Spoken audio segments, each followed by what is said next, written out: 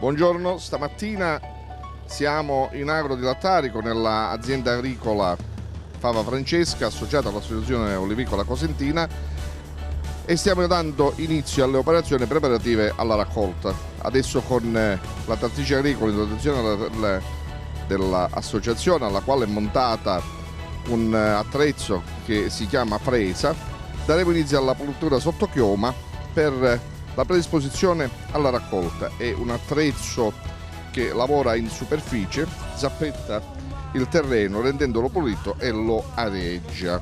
Adesso lascio la postazione all'operatore che in modo autonomo comincerà a mettere in atto l'operazione di fresatura. È un attrezzo che funziona con il terzo punto del trattore, da cui riceve la forza motrice. Si tratta di un asse orizzontale che ruota su se stesso, zappettando il terreno, rendendolo soffice e naturalmente pulito, possibilmente pareggiandolo, in modo da rendere agile, meglio agevole, la sistemazione dei teli e tutto quanto è necessario per l'apertura e la messa in atto del cantiere per la raccolta delle olive. Come vedete è il periodo ottimale, infatti il terreno è dopo una leggera pioggia, quindi il ricevimento di una giusta umidità è abbastanza facile da lavorare, nonostante siamo in un'area ricca di argilla, quindi di terreno molto tenace se non è giustamente inumidito. Il terreno è facilmente lavorabile e diventa paro e soffice, pulito per la predisposizione del cantiere di raccolta. Come vedete la capacità dell'operatore è proprio nel raggiungere il piede della pianta il più vicino possibile, in modo da facilitare proprio l'operazione di raccolta. Raccolta che è in modo semimeccanico, cioè in questo cantiere utilizzeremo gli abbacchiatori a compressore assieme agli abbacchiatori elettrici, e per l'intercettazione dei frutti caduti si utilizzerà un ombrello semovente che è facilmente avvicinabile alle piante e che consente la raccolta e l'intercettazione della drupa nel momento in cui cade senza che la stessa vada a terra.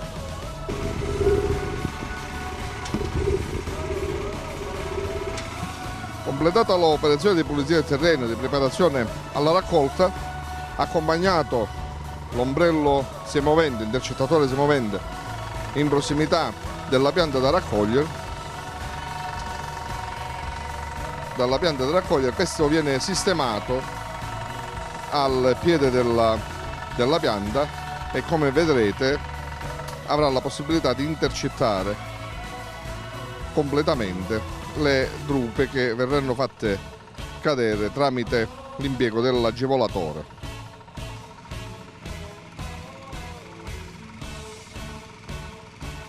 L'operatore con estrema perizia avrà cura di non recare danni alla pianta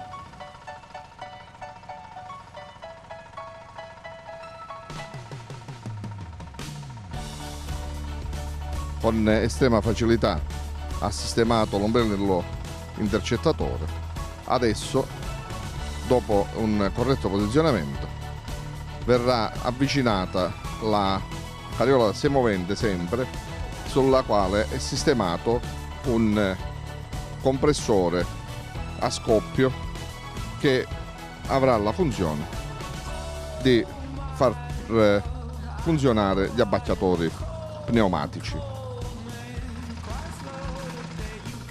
Abbacchiatori che sono dotati di pettini in bambù che non provocano danni alla drupe, cosa fondamentale ed importante soprattutto per la qualità. Infatti evitare la determinazione di danni sulla drupe significa anche ridurre al massimo la possibilità di innesco della ossidazione.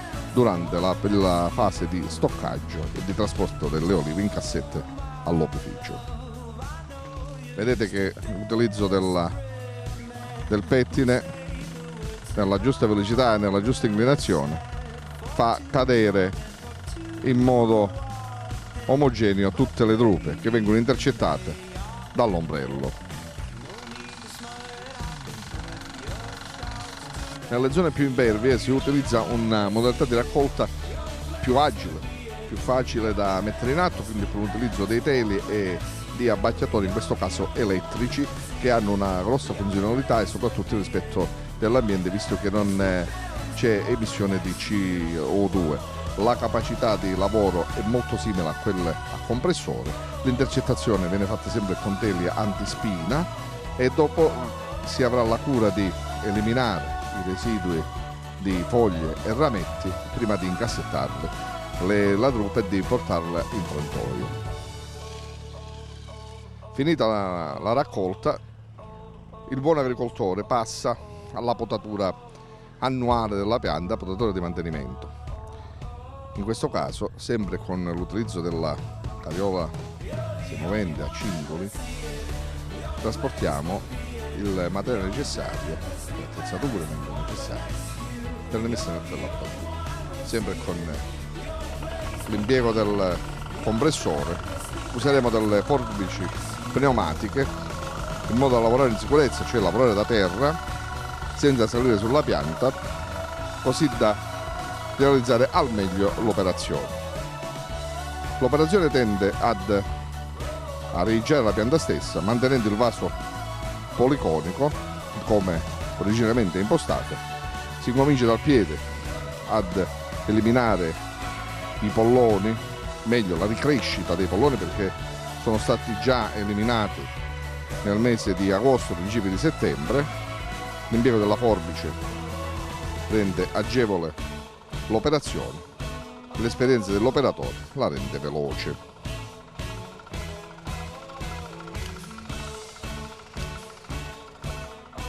I rami più grandi, i polloni più grandi saranno eliminati con l'utilizzo della motosega a scoppio e del serrotto a mano, assieme a forbici telescopiche che rendono agevole tutta l'operazione, soprattutto messa in atto in sicurezza.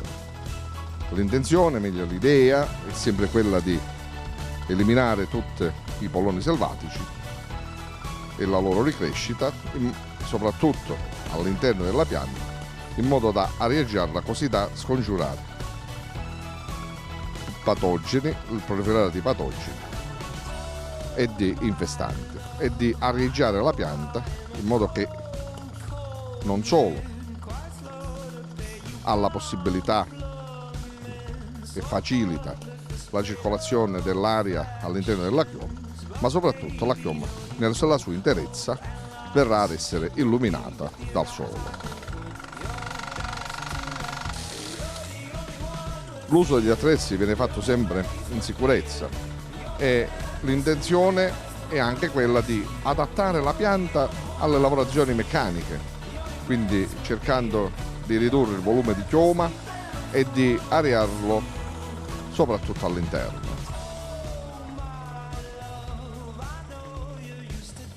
Ridurre il volume di chioma per migliorare e facilitare le operazioni meccaniche sul terreno, arieggiarla, per come abbiamo già detto, in modo da poter essere tutta illuminata dal sole e consentire la corretta circolazione dell'aria all'interno, e cercare di ridurre la presenza dei polloni e di tutti i rami che rendono difficile la raccolta con mezzi meccanici, cioè la raccolta agevolata, come abbiamo in precedenza visto.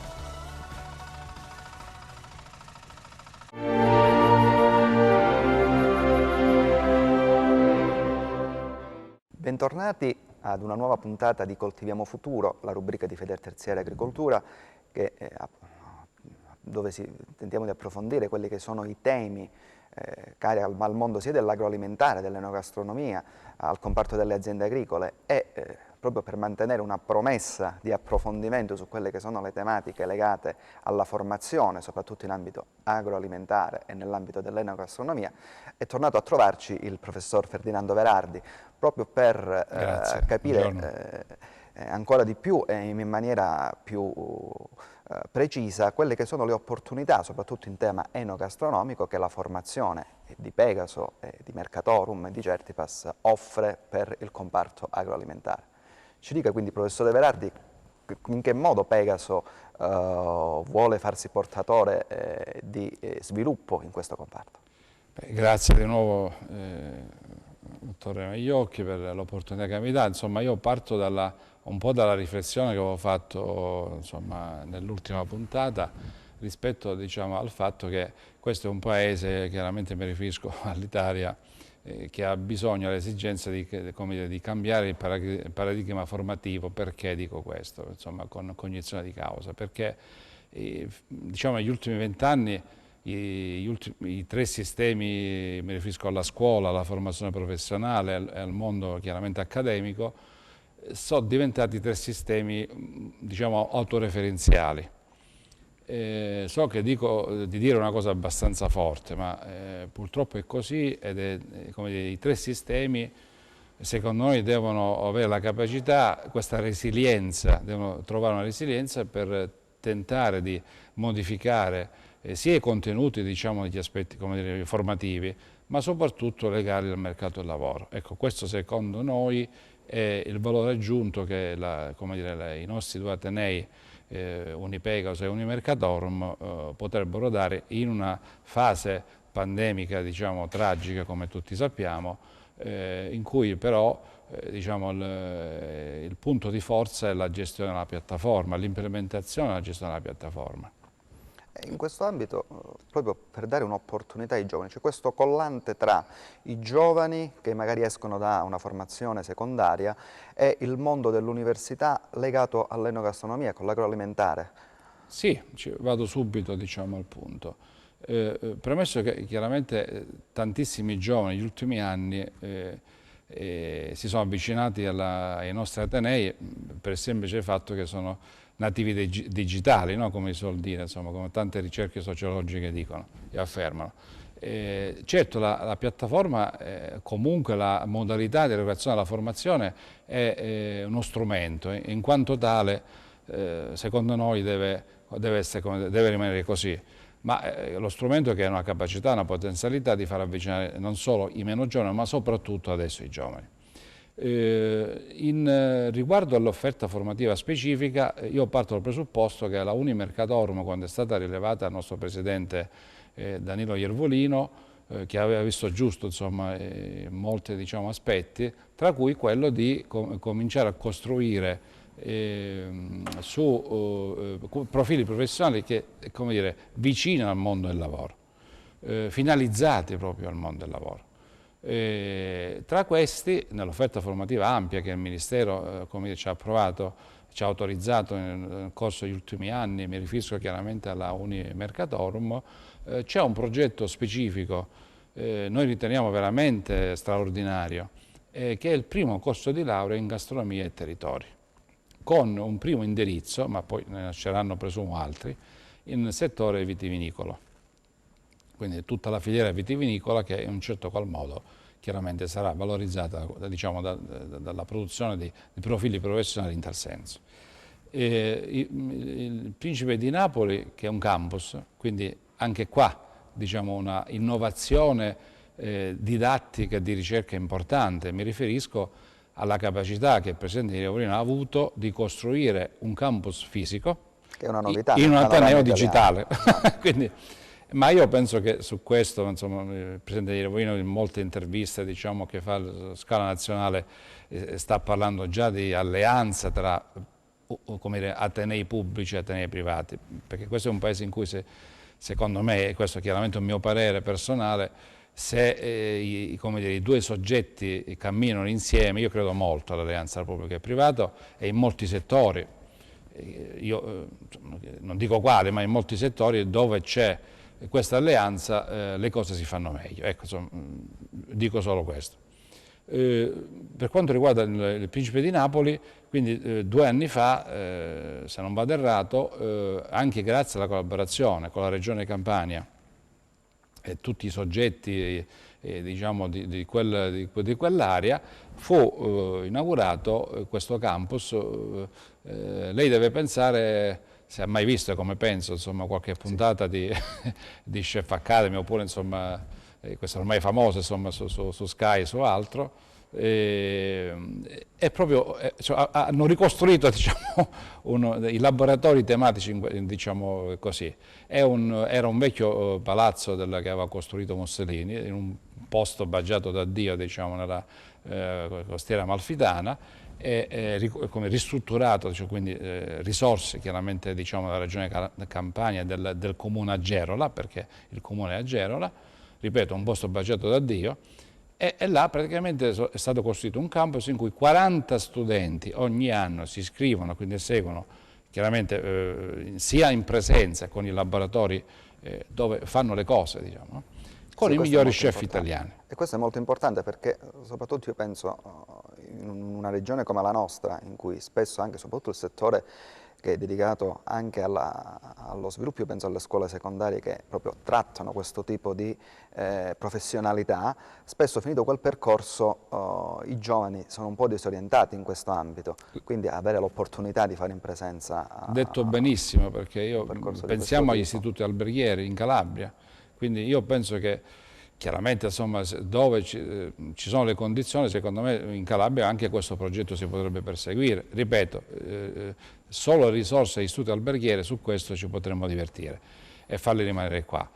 Volevo dire anche sul progetto Principe di Napoli che i partner di questo progetto sono straordinari.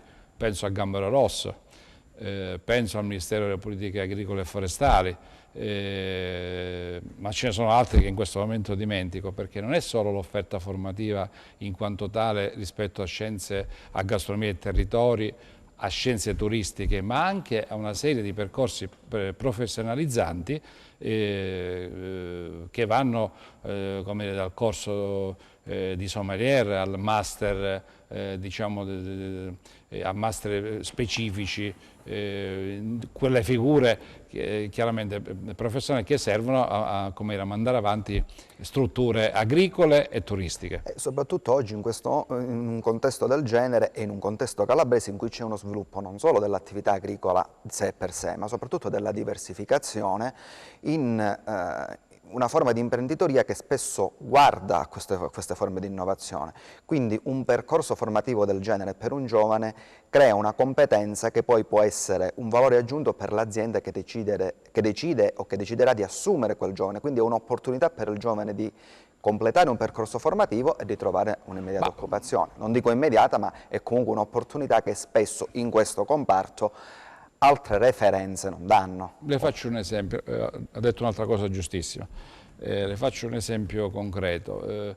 I contenuti formativi degli esami di un corso di laurea, per esempio in economia aziendale alla Bocconi, sono quasi identici diciamo, a quelli che si fanno all'Unical, per esempio, no? In un qualsiasi ateneo italiano.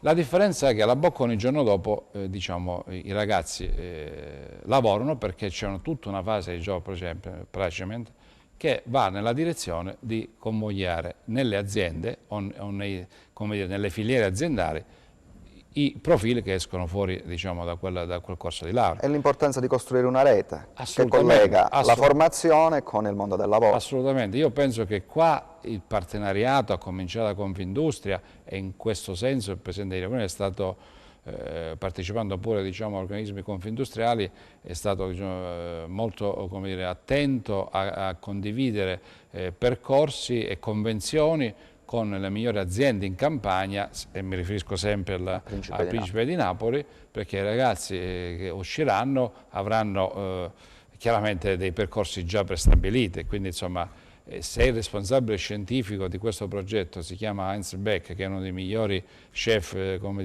titolati in Europa, E io ritengo, diciamo, che insomma, ci siano ottime possibilità che chi si laurea, che, insomma, chi studia in quel contesto abbia opportunità lavorative importanti.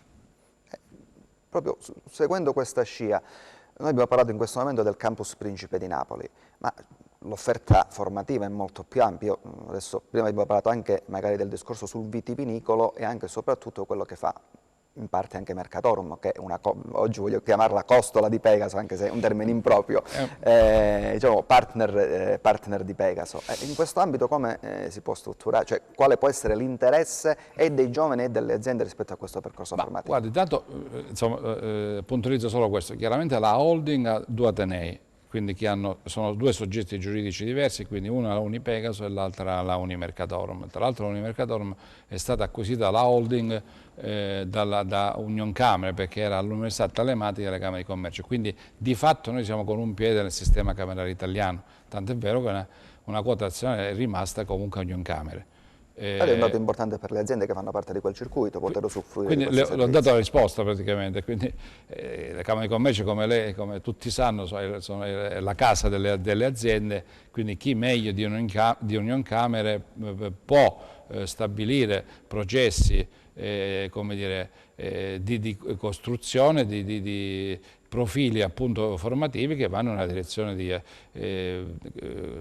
andare come dire, coprire il fabbisogno delle aziende, insomma, da questo punto di vista. Quindi io penso che siamo in un momento veramente incredibile, insomma, mi scuso se come ritorno come dire, alla pandemia, ma questa crisi di oggi deve farci come dire, forza nel costruire assolutamente anche rispetto alle infrastrutture digitali che si realizzeranno sul Recovery Fund, ecco perché insomma penso che sia un momento importantissimo per cambiare il paradigma formativo di questo Paese.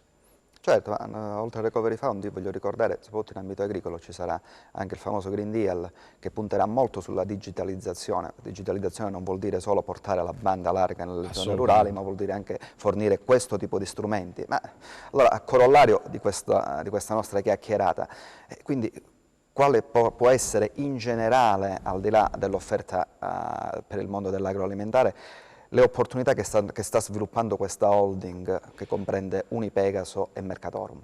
Sono tante. Io penso solo a un'intervista che il presidente di Revolino ha lasciato qualche mese fa. C'era lui su Sky TG24, non è che voglio fare la pubblicità a Sky TG24, ma chiaramente stiamo parlando dello scenario nazionale, c'era anche il ministro della ricerca scientifica. In effetti si comincia a parlare di alleanza tra pubblico e privato. Dottore Maiocchi, questo secondo me è un altro come dire, elemento che il decisore politico deve comprendere, insomma, no? Deve prendere coscienza del fatto che insieme come dire, si fanno le cose, perché se da una parte, in questo caso come dire, la Unipegaso e la Unimercatorum hanno un'imponente offerta formativa, come dire, e anche, come mi riferisco anche all'offerta formativa post laurea e non solo chiaramente alle triennali più le magistrali, oltre diciamo alla serie di, come dire, di certificazioni le più diverse, è evidente che se non passa questo concetto, le dico che come dire, se non passa questo concetto non penso che noi faremo come passi in avanti. Ecco perché non posso andare nello specifico perché non abbiamo il tempo, ma come dire, il prospettare questa alleanza da parte del Presidente di Revolino al Ministro della Ricerca Scientifica, un po' tutti i soggetti anche privati, a cominciare da Confindustria, ma non solo a Confindustria, pensiamo al mondo della cooperazione, pensiamo al mondo diciamo, degli artigiani, pensiamo al mondo dei servizi. Anche al mondo delle organizzazioni di categoria. Assolutamente. Alla fine l'obiettivo anche di questi nostri confronti, di queste nostre chiacchierate che facciamo... Per non pensare agli ordini professionali, esatto. Anche là insomma, sì. Può essere uno stimolo importante. Ecco. No, su questo mi preme ancora una volta ringraziare il dottore Verardi proprio perché il nostro obiettivo è quello, attraverso lo strumento dell'informazione, di sensibilizzare il pubblico, le aziende che ci seguono in questo nostro percorso, proprio per portare a conoscenza di tutte quelle che sono queste opportunità. Io la ringrazio ancora una volta per questa chiacchierata, soprattutto sul mondo della formazione, che è un percorso molto importante, e vi do appuntamento di Coltiviamo Futuro.